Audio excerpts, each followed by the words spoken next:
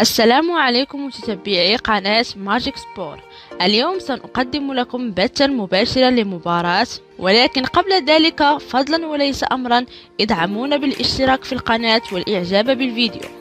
والآن يمكنكم مشاهدة مباراة من خلال هذا الموقع في الصورة بجودة عالية وبدون انقطاع، وهو ملائم حتى لأصحاب الإنترنت الضعيف. وتنطلق المباراة ابتداء من الساعة، وتذاع مباراة الفريقين اليوم على بي إن سبور المالك الحصري للحقوق.